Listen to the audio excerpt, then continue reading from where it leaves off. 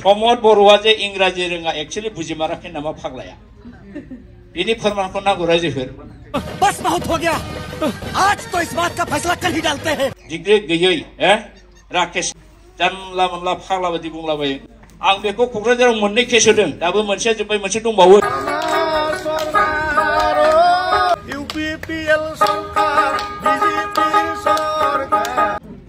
जेना आंबो नों मन्थ्रि मालाय मा जानो लेखा गोरोंनिफ्राय जेब्लाबो लेखा रोङिया सालाकसिन जायो रायजो खयला जावखांग्रा मानसिया फायसानि थाखाय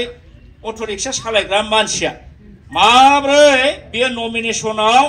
बेनि थाखाया सम्पतिनि हिसाबा बोरै 7 कोटि जानो हागौ रायजो जेब्ला बियो बिटिसिआव दारायनोसै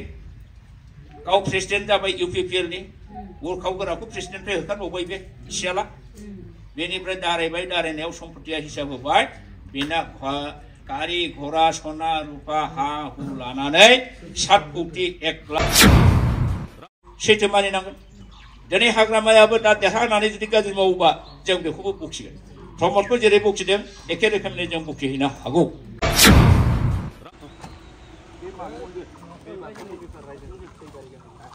पुरियाव फैनायाव हिमन्त बिश्वनि सिकिउरिटिया उदैयाव ओरै नारखोबाय थादों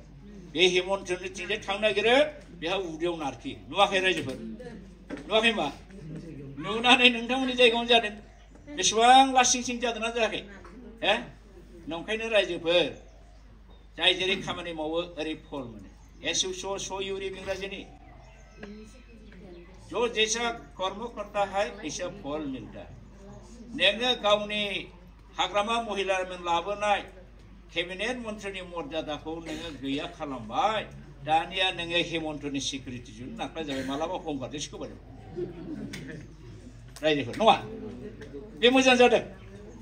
जेराव सार होननानै एसपि डिजिपि सनमान होयोमोन आं मोनसे एग्जाम्पल होनि सानसेखालि दतमानि दारगाया गगन दास बे फाग्लाया बर' सासेखौ बै फुराना केसआव बेनि नामा बोरैबा आनलाकिलि दानफ्लाङाखै आंनि न' खाथिनि बेहा केसा दं आंनो रायलायनानै बोसोरे जाय दारगा फैयो बेजों रायलायनानै सा खरस 1000 1500 होनानै सुदसाब दोनो दा वारेन्टआ स्रोद फैखोमाबाय बेखौ फाइलखौ नायबाय बाब मोदोमावलायबाय बेखौ आंहा हमनानै गुवाहाटीनि डिजिगनेटेड कर्टआव हैनो हायोबा प्रमोशन जागोन साननानै लोगो लोगो हरावनो गुवाहाटीनिफ्राय लानानै थांबाय माबानिफ्राय बरागारि दतमानिफ्राय लानानै थांनानै बियो बख'सिम मोनहैबाय ओमफ्राय दाना न'नि मानसियानो खिथाहरबाय आङो जोंनि लकेल एमएलए प्रदीप ब्रह्मनो खिथाबाय एरखम जाबाय मुखौथ' लांबाय थादा केसआव आरो बिदि जाबाय लोगो लोगो बे हाग्रामानो फन हरबाय प्रदीप ब्रह्म एमएलए आंनि छात्रमोननि गोदो स्कुलाव बे फन हरनाय लोगो लोगो हाग्रामाया बे समाव एसपिआ राजेन सिंहमोन मणिपुरि राजेन सिंहखौ मिथिखायो नोंथांमोना औ बाक्सायाव फैदोंना बेयो गुफुर गाहाय मोदोम गोनां सायाव नायबा भद्र मोजां बेबो सिङाव बिराद खरा बेखौ राजेन सिंहखौ बुंबाय हे আমার বিএলটি এজন বলে লৈ গৈছে কিয় বলেছে এটো কেছে সব শেষ হয়েছে কি এনেকুৱা কৰিছে আপনার হাগ্রামা বুंहरबाय लोगो लोगो एसपिआ गगन दासनो फन हरनानै जाय मानसिखौ नोङो गुवाहाटीयाव लांगासिनो दं बेखौ इमिडियेट जेरै दं हटेलाव ओंखाम जाहोनानै नुहुरदों दोनहैबाय गावनो दोनहैफिनबाय हटेलाव ओंखाम जाहोनानै बेबादि जादों होमब्ला नों नायदो हाग्रामा महिलानि पावारा एसपिआ बेसेबां मानो केबिनेट मन्थ्रि मर्यादा दंमोन जाय केबिनेट मन्थ्रिनि मर्यादाखौ नैबे बिटिआर सुक्तिया खोमादों आरो बेनिफ्राय फैबावदों मोनसे दं मोनसे बिराद दंथारो खिन्थाजोबनोब्ला आंनो 1.5 घन्टा नांगोन दा बिदि टाइम गैला हिमन्तआ ओरैबायदि साजायबाय बे प्रिन्सिपाल सेक्रेटारिखौ बोख्लायनानै बिनिफ्राय साबसिन मा होखो चिफ एक्जिकिउटिभ अफिसार नैबे बिटिआरआव प्रिन्सिपालखौ उठायनानै बिटिसिनि प्रिन्सिपाल सेक्रेटारिखौ उठायनानै गाहाय थाखोनि सासे सेनियर बिडिअनि समान अफिसार बेखौ नाम होबाय चिफ एक्जिकिउटिभ अफिसार बे चिफ एक्जिकिउटिभ अफिसारा प्रिन्सिपाल सेक्रेटारिनि खामानिखौ मावजोबसिगोन बियो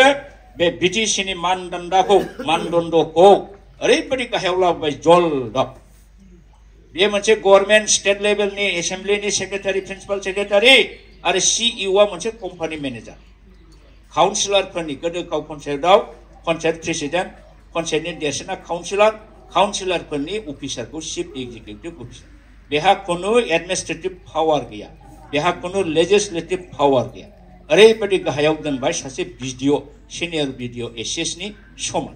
अब्ला जोंनि बिटिसिनि मानदण्डखौ बेसेबां गाहायाव लाबोदों प्रमद बर'आ बुजियाखै बेनिखायनो आं प्रमद बर'खौ जोंथ' एकर्ड जानाय लोगो लोगो थानो हायाखै बे समाव साख्रि दं होनबाबो बारा बुंनो हायाखै साख्रिया आंना 2021आव रिटायार जादों 2021आव रिटायार जानाय लोगो लोगो जों थानो हायाखै सैथो खोथाखौ बुंबाय प्रमद बर' नोङो बिटिसि एकर्डखौ फरायदोंना फरायाखै बिटिआर सुक्ति बानायनायनि आगोल बेखौ नायदोंना नायाखै मानो नों थाखानायाव मा दं बेनिफ्राय साबसिनसो लाबोनांगौ होमबा बिटिसिआव जा दं बेनि बांसिन लाबोनांगौ ना नाङा 40तानि जायगायाव नोङो 50-60टा डिपार्टमेन्ट लाबो आरो जा पावार मोनदों बेखौ बानायनानै लाबो नोङो बिटिआरआव मा खालामखो बाहाय मोनखानाय जिनिसफोरखौ साख्रि होनो हानाय ओमफ्राय फुल कन्ट्रल खालामनो हानाय आरो नोङो केबिनेट मिनिस्टार मन्त्रि मर्यादा मोननायखौ सेस खालामबाय होमबा नोङो फरायनानै नायनानै बुजिदोंना बुजियाखै इंराजि रोंगौना रोङा फरायनानै बुजिनानै सहि होदोंबा नों जोलैनो हांगार प्रमद बर' आरो जुदि नोङो बुजियालासेनो मूर्ख बादि होदोंबा इउ आर इडियट बुंदोंना बुङाखै रायजोफोर इडियट बियो दानिया आंखौ गाव जेबो बुंनो हायाखै जाहाथे जुक्तिबो गैखाया राकेश खर' गेसावखौ थार गोजौखौ आंखौ रायहोबाय माबा माबि होनबाय आंहा मालाय डाटाया जोबो जोंखौ डाटाखौ सिखोमानो हाया राकेशखौ आं मोनबाय बोरमा खावदों बुजानो गिनानै बे बाथौफुरियाव खारनानै थाहैदों साहा दखान रुटि दखान होदों फैनानै सानसेखालि न'आव फैनानै शिबरात्रिखालि गुथा आरो गान्जा जानानै 6 मास फाग्ला जादों नोंथां मिथिया नंगौ दाबो बेना खारानो बारा मालाबा जनाय बादि जायो क्रेक बादि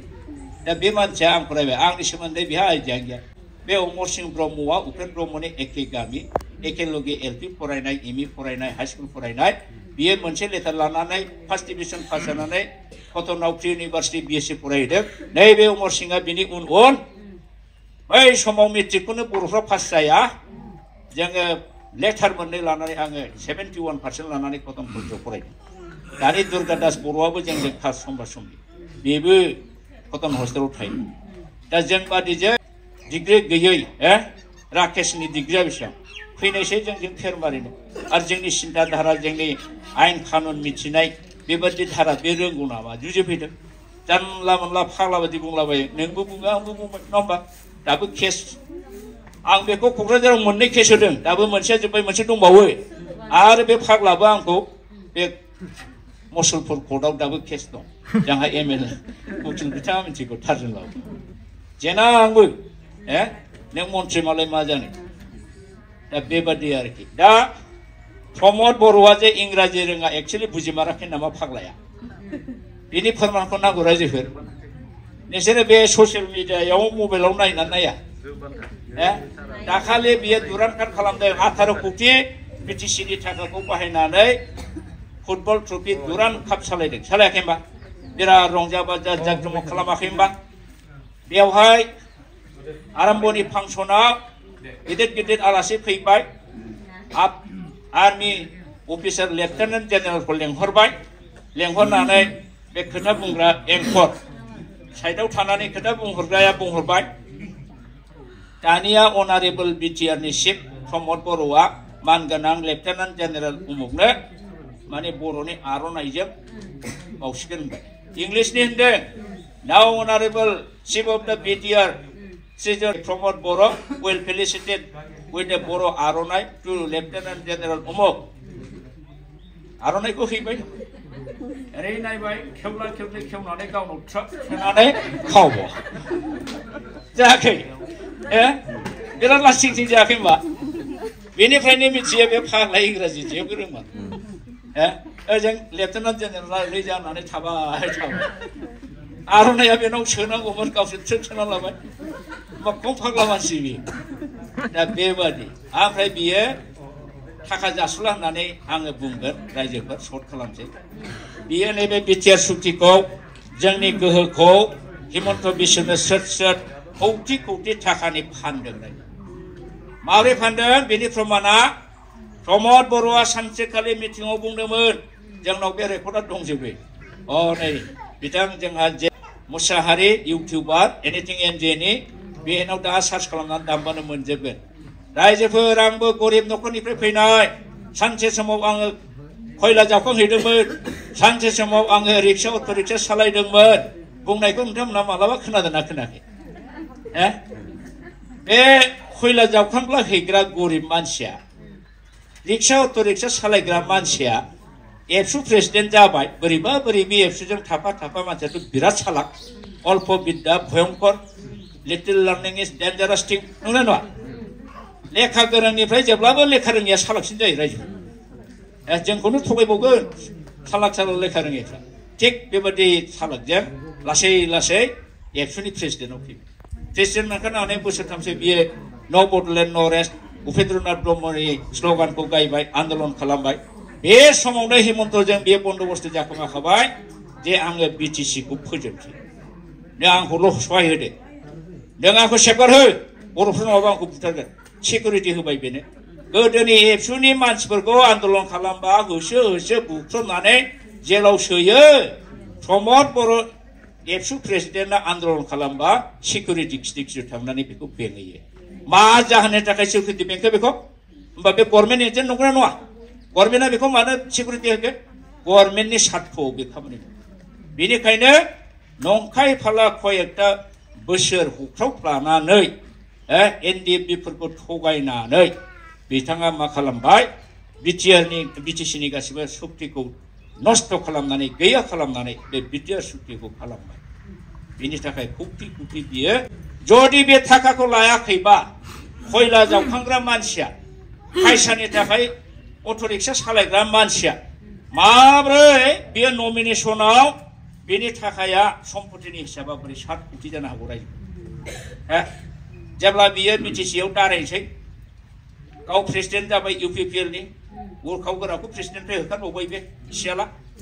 बेनिफ्राय दारायबाय दारायनायाव सम्पतिया हिसाब होबाय बेना गारि घोड़ा सना रुपा हा हु लानानै 7 कोटि 1,98,537 थाखा 38 पैसा सानदो रायजोफोर खयला जावखांनानै जाग्राया बोरै जोंनिफ्राय महा देरसिन अफिसारफ्रानो रिटायार जाखांबाबो 1 कोटि 2 कोटि थाया बेहा माब्लानिफ्राय 7 कोटि जाब्रबखो बे थाखाखौ बियो माबे बिजनेसजों खामाया बेना बिजनेसा गयनिबो बिजनेस नङा फाथोनिबो नङा माइनिबो नङा जातिखौ फाननाय बिजनेस जातिखौ फानबाय बियो फाननानै बे बिटिआर सुक्तिखौ खालामबाय दा बेखौ जों दिनै बयबो रायजो राजाया मिथिनांगोन बियो बेसेबां जातिखौ थगायगासिनो बिनि लोगो लोगो दिनै बाहाय एबसुनि दंबा आं बुंगोन दिपेन बर'आबो बे एखे लामाखौ लाबोयो दिपेन बर'आबो दिनै बिजेपिनि स्टार केम्पेइननि मिटिंआव बिजेपिनि हेलिकप्टाराव बिजेपिनि मन्थ्रिफोरजों गाखोफानानै दाखालि सनितपुरनि खैलाजुलियाव थांनानै बर' रायजो राजाफोरखौ खावलायहैदों रायजोफोर बिटिसिनि मावफुंनायनि बिटिसिनि खाथिराव बर' रायजो राजाया बिजेपिनो भट होनांगौ एबसुआ मोनसे गोथार फरायसा आफाद जों बयबो रायजो राजा एबसुनि सायाव फोथायनाय दं आरो बेयो मोनसे अराजनैतिक नन पलिटिकल अर्गेनाइजेशन मोनसे नन पलिटिकलनि अर्गेनाइजेशननि सासे प्रेसिडेन्टआ दिनै मानो बे स्टार केम्पेइन बिजेपिनि सनितपुरनि खैलाजुलियाव गुवाहाटीनिफ्राय मानो हेलिकप्टाराव गाखोनानै थांफाखो मानो बिदि खावलायो सापर्ट होनोबा हो नोंथाङा जोङो जेरै इउटिउबाव बुङो जे बिटिसिनि खाथिराव बर' रायजो राजाया बिजेपिनो भट होनांगौ होनबानो जोबो ना बे गाव बिजेपिनि मिटिंआव थांलायलायनांगौ नामा होमबा बे मा फोरमायो रायजोफोर बिजेपिनि एजेन्ट जाबाय बियो नामाव एबसुनि गस्ला गानदों खामानिया बिजेपि जेरै प्रमद बर'आ बर' नाम लाफ्लानानै बर' रायजोनि क्षमताखौ गासिबो फानदों एकजाक बिसोरो जाति फानग्रा दालालि सानै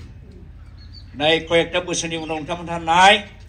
दिपेन बर'नि सम्पतिया ओरैबायदि माने लोब लोब सिमां बादि मेजिक बादि बारायनाय नोंथांमोनहा नुगोन जाय मेजिक बादि सम्पति दा प्रमद बर'नाव दं हिसाबै क'क्राझाराव बिल्डिं लुखानाय कौटि कौटि थाखानि न' बां हा बायबाय बहुत जायगायाव बायबाय बे थाखाखौ ओमफ्राय मोनखो बे